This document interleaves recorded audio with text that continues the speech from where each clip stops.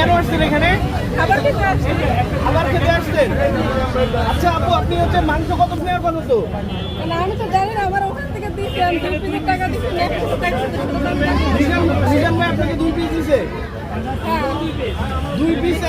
এখানে তো 1 পিস নেওয়ার সিস্টেম আপু। আলু নাই বলে কিন্তু 2 পিস দিতেছে, এটা আপনি জানেন না হয়তো, সবাই 2 পিস দিতেছে।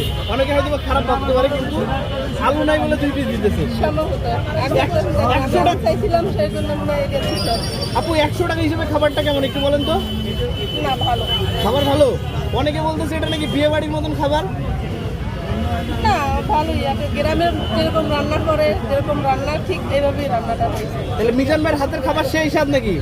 স্বাদ আছে, সেই স্বাদ। এই তো মাশাআল্লাহ, সেই লাগতেছে নাকি? কিন্তু আপনি কিন্তু ভাগ্যবান যে 2 পিস মাংস পাইছেন, এখানে কিন্তু সবাই পায় না আপু।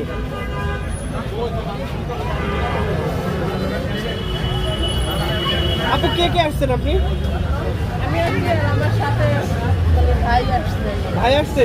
অনেকে তো বয়ফ্রেন্ড গার্লফ্রেন্ড নিয়ে আসে, আপনি ভাই নিয়ে আসলেন কেন? ভাই আর কি